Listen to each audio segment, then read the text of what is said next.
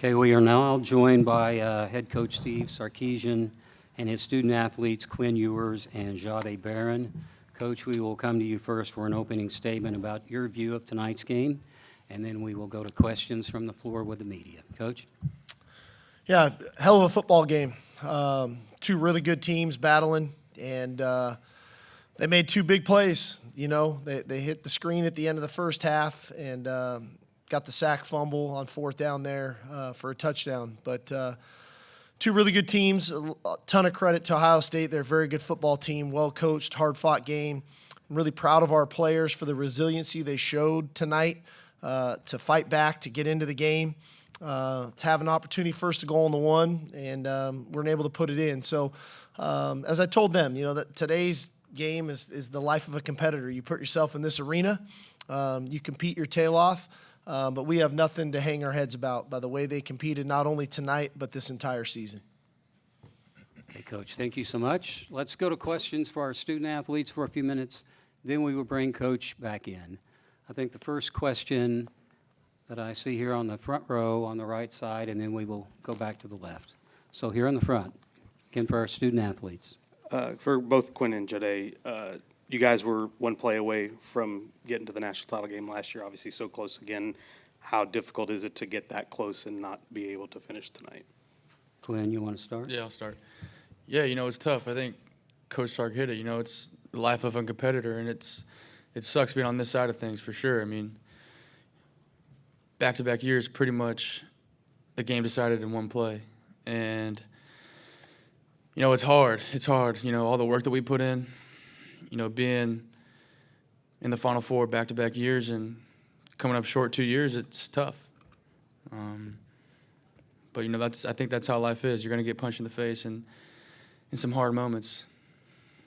Yeah, I mean, it was a tough situation. You know, I love these guys, and I love Coach Sark. He's changed my life, but he's always told us, you know, adversity will strike. You just have to respond. But we could try to continue to just fight out there, and we came up short. Here on the left side, on the front. For both student athletes, for Jade and Quinn, just what you can say about, I know it's tough in this moment, coming off of a loss, but the pride that you have being a Longhorn and just what this season has meant to you, the resiliency that you guys have had going through this season to where you are. Well, yeah, Sure. I guess. Okay, Sorry. go ahead, Quinn. I guess, you know, no one really at the beginning of the season thought we were going to be here. First year in the SEC, you know, we make it to an SEC title game. Didn't go our way either, but, you know, just, again, for us to bounce back the way that we did consistently was really cool to see throughout the entire season. You know, beyond proud of all these guys. You know, I love every single one of them. The amount of work that we put in the off season, winter conditioning, summer workouts, all that. You know, we grind together, and the love grows together, and it's just been a really cool season, and I'm so proud to be a Longhorn. Man, just growing up in Austin and having an opportunity to wear burnt orange, it's been amazing. But I mean, just to start it off, you know, Quinn coming in, being my roommate, Coach Sark, you know, he's changed my life completely. I'm totally a different person, just on and off the field, and just how I care about myself and just carry myself and things like that. But I was always told the purpose serves a purpose that's a lot greater than me and any individual. But these two guys, they most definitely just changed my life and everybody else included on the program. Stream right. Quinn, what was your sense of the strip sack? Did you not hear him, feel him? And when you saw that it was Jack who got you, do you have any sort of particular emotion about that, given how close you were to him? Yeah, you know, I felt him. I started drifting away. Thought I was going to be able to get the ball off before he got there. Obviously, you know, it's not like I tried to give them the game, but, you know, I saw Jack running with the ball down the sideline, and, you know, it sucks, man. But, you know, he's a great player, great individual, great person. You know, we, like you said, we were roommates when I was up at Ohio State, so, you know, it sucks. It sucks, but, you know, Jack's a good player, and he made a great play. No, on the left, up front. Jade, everybody in this room talked a lot about Jeremiah and what he was able to do this season. Y'all really shut him down. What was some of the reasons why y'all were able to make his day really difficult? Just hats off to PK and the game plan that we had. and just mastering his PK's game plan. There's a lot of things that we should have done better, obviously, to prevent some points from them scoring. But PK's game plan on that situation on number 4 was amazing. Let's bring Coach back in so everyone on stage is eligible for a question at this point. Next question, I think we have one on the right side. Is that right? No? Okay, might as well go back on the front row over here on the left. Cedric Golden, Austin American Statesman for Jade and Quinn. You guys were 2 central figures in this rebuild from Coach Sark. How do you feel you're leaving the program with the talent that was displayed from guys that we know will be back next year? Yeah, well, I think, again, it's just a testament to Coach Sark and the guys that he brought in and the coaching staff that just completely changed, Texas football. And, growing up as a Longhorn and being able to play for the Longhorns and see us, going to back-to-back, semifinal games has been cool to be a part of. And, I hope we made the fans proud with our performances this year. We came up short, but I think we're definitely headed in the right direction as a program. It's going to be amazing for these guys, and the reason they're going to be amazing because Coach Sark and what he's about. It's nothing about football. It's nothing about none of it. It's culture and who you are as a person. I know he tells y'all guys all the time, but as soon as he got here, our GPAs got better. He pushed me to graduate. I know that was hard on him, but just the amazing things that he's done, and it's beyond football. He truly wants everybody to be a better person, and the better the person, the better the ball player. And I know these guys, they're going to come back. Front row. Danny Davis, Austin American Statesman. Steve, on first and second down, what was kind of the thought process behind Jarek on first down and the toss to Contravian on second? Yeah, really, the first 2 plays, we threw the ball into the end zone. We got back-to-back PIs. And when we got down to the 1, we went to a heavy package, which is Jarek's package. And so we ran it, and we obviously didn't get much movement at all. And we had a plan to try to get the ball on the edge when we got down there. They went to big people. I can't quite tell. It was on the far side of where it got leaky. But that, it's one of those plays. If you block it all right, you get in the end zone, and we didn't, and we lose quite a bit of yardage. And at that point, you're kind of stuck behind the 8 ball because we knew we were in 4-down territory because of the score of the game. And I was okay even if we didn't score. Not that I didn't want to score, but thinking, all right, they're going to have to be backed up, and we'll probably get one more possession with good field position. The last thing you think is that the sack and this is going to bounce right to the guy who's going to run for a touchdown. So it's unfortunate. That was the circumstances because it was a really nice drive by the offense to get all the way down there and first and goal on the 1 and we don't score. You quite frankly, you probably don't deserve to win that way. Let's move to coach's left on the second row. Sean Jouger, CBS Sports. Steve, obviously Quinn hasn't made a decision as yet on his future, but I'm curious, looking back after 3 years of coaching him, what do you take away most from it, and what do you think he's kind of improved on the most? I'm super proud of Quinn, and he's taught me a lot.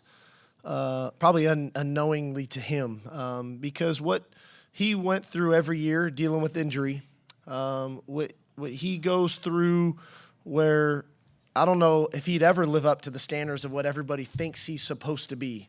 But at the end of the day, all he did was show up every day and work and be a great leader and be a great teammate. And that's a real credit to him because human nature in this day and age is to look at Twitter, to look at Instagram, to look at social media and articles written in fan boards and whatever else. And you can ride that emotional roller coaster of whatever you think public opinion could be, and that could be the opinion of 1 or 100 or whatever. But this guy never did that.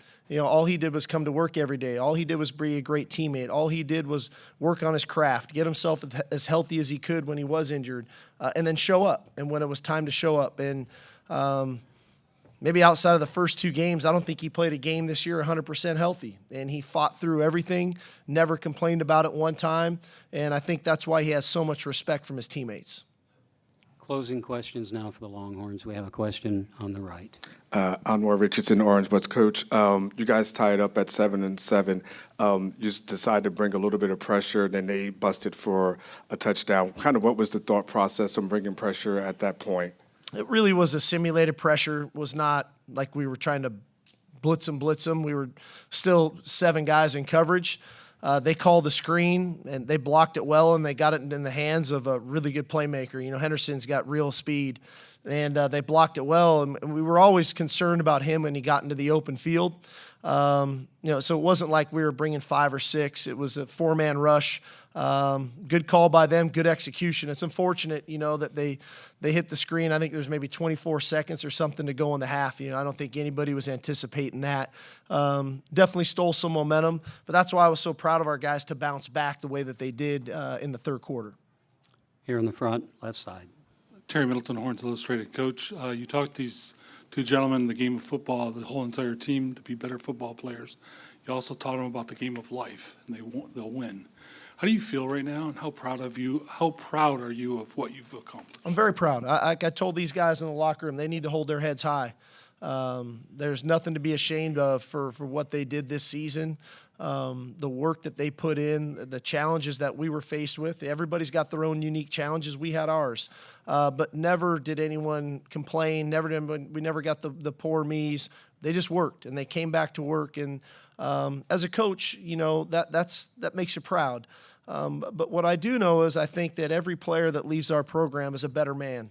And for these 2 guys right here, from when Jade was here when I got here, Quinn coming in and trusting us, that permeates throughout our locker room. When you have trust from your leaders, then you get trust from the other players in that locker room. So we've got a great deal of pride. We got a great deal of pride in this helmet. We got a great deal of pride in being Longhorns and playing the game of football the right way. I think we do that. I think we win with class, and I think we lost with class tonight. And I think that that's something that you learn in life. Life's not always going to go your way, but if you can do it the right way, and then you show some resolve and some resiliency, and you be a man about it, and you be accountable for your actions, you can get on the other side of that adversity and keep going forward. And that's what these 2 guys will do, and that's what the other 120 guys in that locker room will do.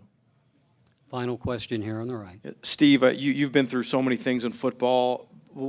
Can you describe what you've been through over the last month, just in terms of the emotional stakes of playing 3 of these playoff games? Is it different than anything you've ever been through before? Honestly, it was awesome. I loved every second of it, you know.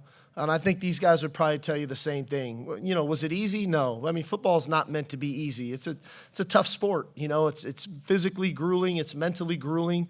But I wouldn't have changed it for the world, you know, of showing up every morning with these guys and going to work and playing in some awesome environments and some great games, you know, kicking off the playoff at home against Clemson, to going to Atlanta and playing a double overtime game against Arizona State, and then coming back here and playing against a great team in the Cotton Bowl. So we got to play in some amazing environments this year, from, like I said, from going to Michigan to playing in the SEC championship game, playing at Kyle Field and renewing the rivalry with A&M. There's so many great things that this season possessed that, yeah, it hurts, it stings right now, but I'm not going to let this one game and a couple plays overshadow what we were able to accomplish this season. Yes, we want to be champions. That's what life is about. You always want to come out on top, but there's so much that we can learn from this season, and there's so much to be proud of from this season.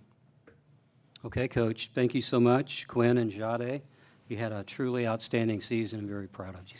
So thank you for coming. All right, y'all. Thank you. Hook 'em. I just want to say one thing. I mean, it's been amazing, just the opportunity. But at the end of the day, like, I just want everybody to know, like, you know, usually sometimes you always don't come out on top. But like, we won. We truly know who our leader is, and that's God and Jesus Christ, and ultimately just having the ability to use the gift that He gave us to share it to the world. I mean, it's been amazing, and obviously amazing for me just growing up in Austin and having the opportunity. But everybody's not blessed to do the things we do, to be here. You know, people dealing with fires and chaos in New Orleans. So just to have the opportunity to glorify God on the football field, it's truly been an honor. So I appreciate everybody. Okay, Jale, thank you so much.